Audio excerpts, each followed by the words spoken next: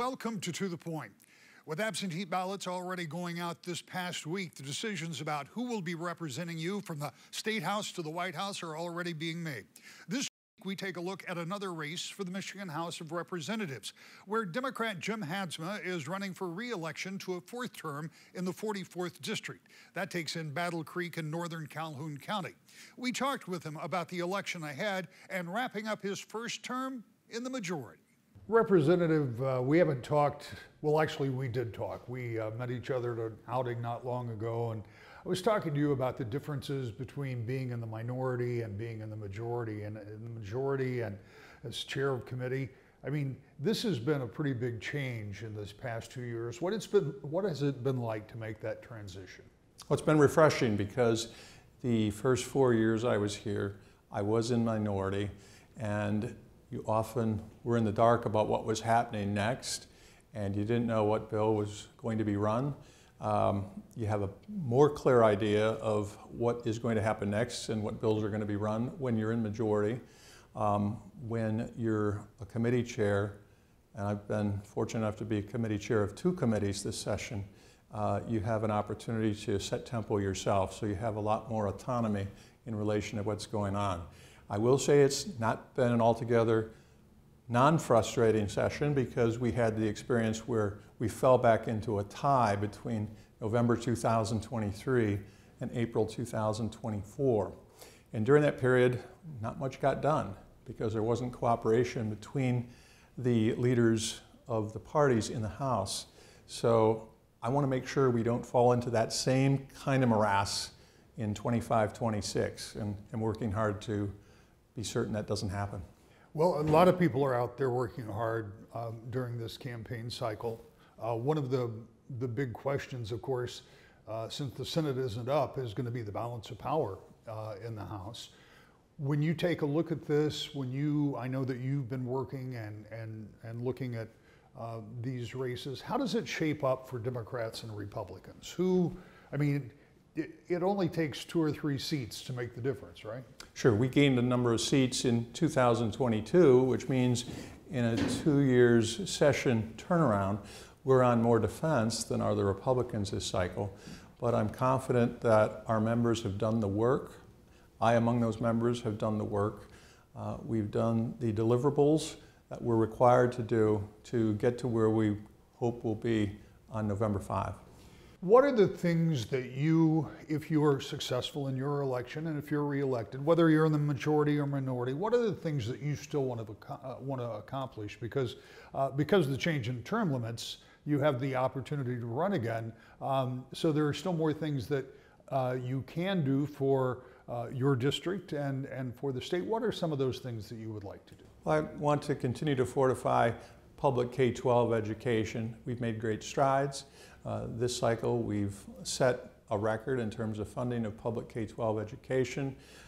We too have made it a lot easier for families in relation to providing free school breakfast and lunches for all students.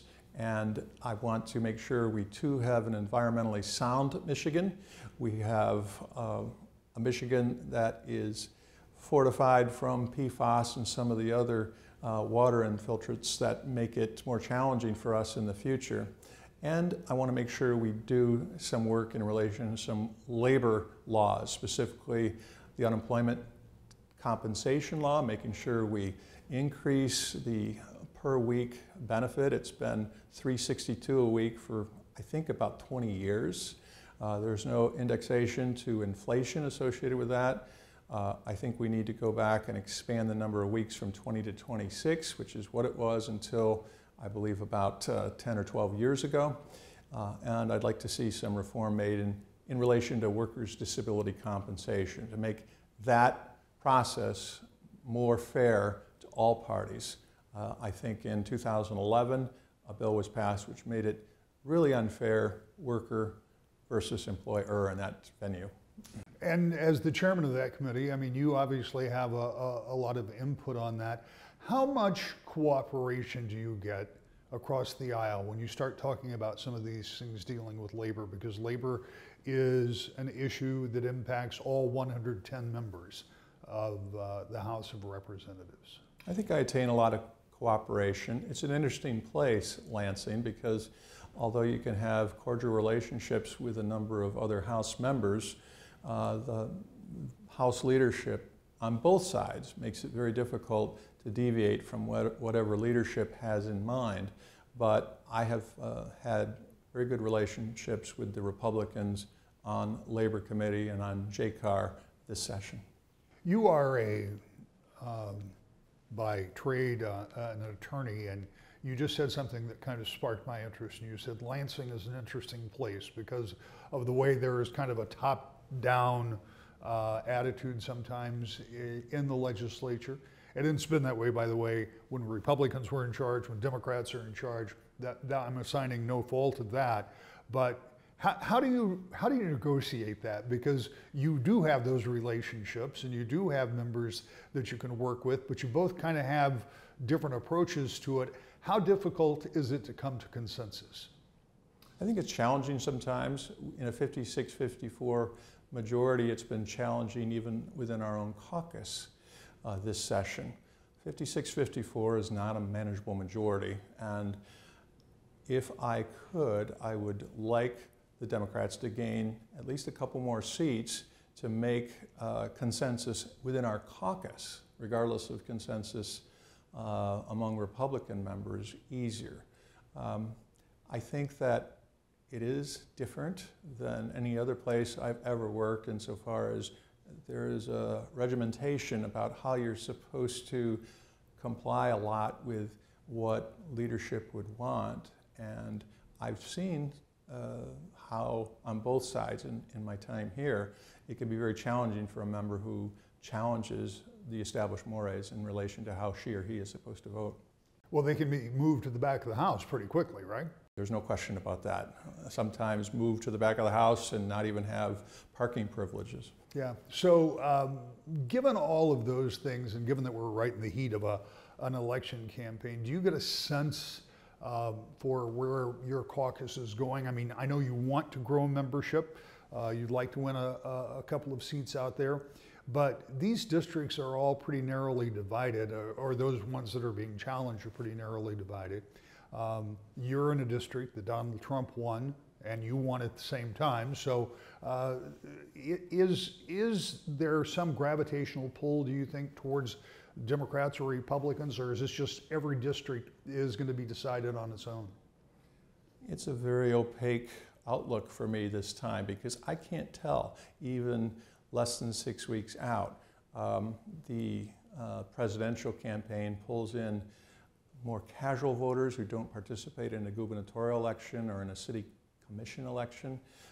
So it's really difficult to discern, but I definitely think there will be a lot of turnout. I think there will be no reason absentee voters in significant numbers, with ballots being available tomorrow as we tape this program. And there will be more early voting at a consolidated polling place than there has been in the previous time when they've run this back in February and again in August.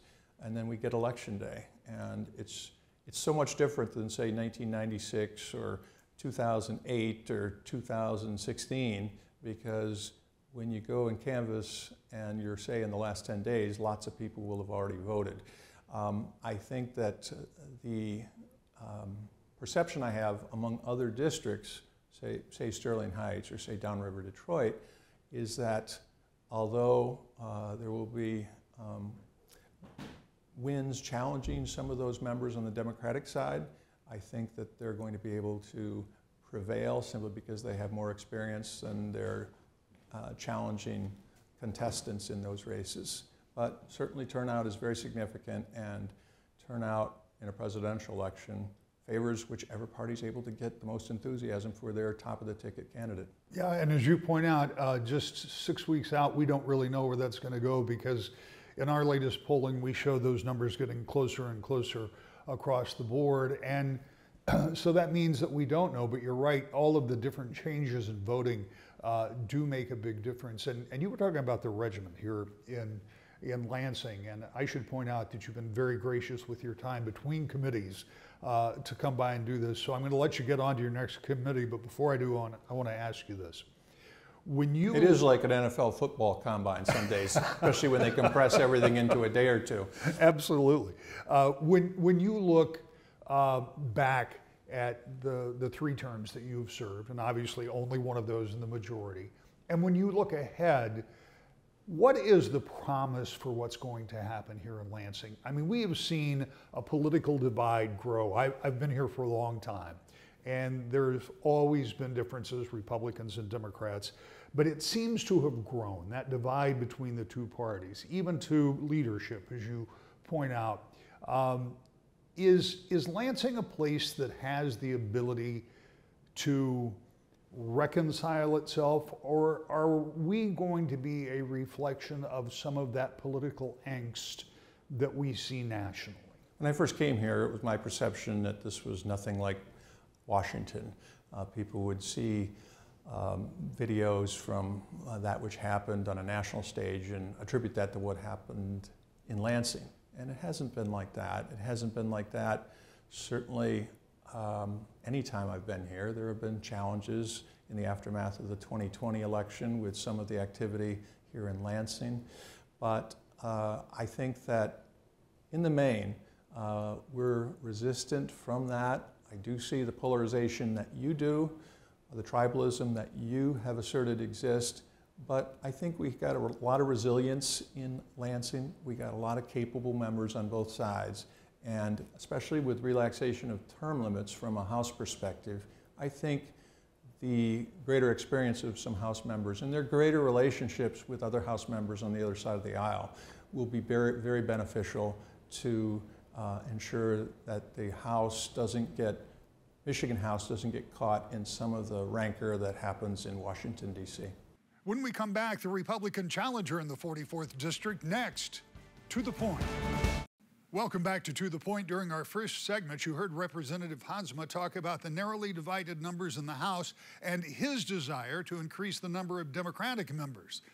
Republicans are equally interested in increasing their own numbers and taking back control of the House. In the 44th District, Republican Steve Frisbee is one of the candidates trying to help the GOP cause. I am a paramedic and vice president now at Life Care Ambulance, and I have been there. I'm in my 41st year, so I moved to Battle Creek in 1984 from a little town called Colon, the magic capital of the world, and this has been a career for me, a lifetime. And in 2010, I decided that I was going to run for office and spoke with Jace Balger, who encouraged me, and I ended up running for county commission. Won my first race, and I've been a 7-term county commissioner, and I'm still there. I'll finish that term at the end of the year, and that'll be 14 years. So silly me, I'm seeking a different office when county commission offices are now going to be 4 years. What is the process that you go through? I mean, you know what it's like to run for office. Yeah. County commissions tend to be less polarized and less political than perhaps the state house, but the process for running is much the same, except you've just got more physical geography to cover. Oh yeah. How did you come to the decision to run for this? So what happened in 2023, the beginning of 23, with the takeover by the Democrats of the trifecta, as they call it, and what began to come out of Lansing at that point stirred some of the same thoughts and feelings and emotions for me that had happened that caused me to run in 2010. And I talked with my wife. I talked with some trusted folks in the circles of politics that I know. I called Jace Balger. I talked to a lot of people and said, I'm thinking about it. And we looked at it, we evaluated it. Numbers-wise, it's a winnable race, very winnable race for me, and decided it's time. And I'm at the point in my career of 41 years that, at some point you got to transition and think about retirement. I don't want to retire. I'm too young for that. I'm 61. But the daily grind of 365, 24/7 does wear you down a little bit. If I happen to lose, I'll stay at Life Care Ambulance for a few more years and then transition into retirement. But I plan on winning, retire from that position right after the first of the year and move into the legislature. Well, if you are successful, there are a handful of races in this state Yeah.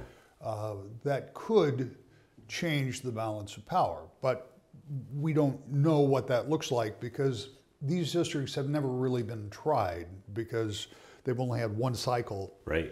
in which to see what the new lines that were drawn look like. But we do know that Calhoun County voted twice for Donald Trump in relatively large numbers. And in a year when he's on the ballot again, does that help your race? It does. He's won this district, and going back and review the districts as it exists now, he's won it both times pretty handily. So that does help me in turnout, in Republican turnout, and I'm okay with that. You know, if he helps drive turnout for Steve Frisbee, I'm thankful for that. What is the purpose beyond moving forward, seeing some of what had happened with Democratic control of the House and the Senate and, of course, the governor's office? What are some of the things you would like to try to accomplish if you're successful? And again, even if you are successful, you understand you may be going into the minority, right? But so what you want to accomplish may be more difficult by just the sheer numbers. But for the matter of consideration, what would you like to do? Well, I think the smallest thing we can do is stop some of the far left progressive movement that's gone on since 2023. The best thing we can do is work together across the aisle and with the Senate and the governor to say, here's what we think is good for Michigan. So there's multiple things. The affordability issue right now, the tax increase that was implemented recently, schools and performance of schools and opportunities for students. We need to change the course. And we need a different way to do economic development. So, you know, we have the blue oval here, and that's great. In the end, it's going to be good for Calhoun County. It increases the taxable value of property in Calhoun County by over 20%, all by itself, which lessens the tax load for everybody else. It'll create jobs. But to focus and take all of your economic development and put it into an organization at the tune of $2 billion or more probably isn't a great way to build business and create a successful environment where business can thrive on a daily basis and a yearly basis. You talk about the blue oval, and of course there's the Goshen plant near Big Rapids that has drawn a lot of criticism. Sure. And the idea that the state has put so much money into the EV movement, even as automakers are not seeing the kind of movement in EVs that they would like to. Does it concern you that the state is investing so heavily in these things? Absolutely does. You can't put all your eggs in one basket. And Ford has already cut back and announced that they're pulling back in much of their production, and have scaled back the plant here in the Blue Oval. So sizably. And that's what took away some of the tax credits and things like that then made it a taxable value property as soon as it becomes operational. So I don't think sustainability in the EV market is there yet. I'm a firm believer that the market needs to drive it, not public policy. You know, we were at combustion engines, we swung through hybrids, all the way to EV, and but very few people, less than 5%, I believe, are buying these things because they're really expensive. You have to modify your home's electrical system, and it drives up your costs. So yeah, you're not paying for gas, but now you're paying for energy. I think it'll swing back into the hybrid market, and I think that's where we'll land for quite a while, and consumers will say, hey, I don't want to pay, you know, $3-4 a gallon. I'm going to avoid that if I can, but I'm not going to afford to drive an EV. So putting all your eggs into the EV basket, we don't have a grid that's ready for that, especially when you're cutting out, you know, places like the coal-fired plants near Bay City. It's been $1 billion equipping that coal-fired plant just south of Bay City with HEPA filter systems. That was all new technology. And within 2 years of doing that, you know, the state's saying, oh, you got to shut it down. That's that's bad policy, and it really puts people in Michigan. We need electricity all the time, and we already have a problem with reliability because of storms. We don't need a problem with reliability because we can't produce enough. You mentioned schools, and over the past 2 years, we have seen record spending on schools, Yeah. both per pupil spending and other funding that goes into the schools.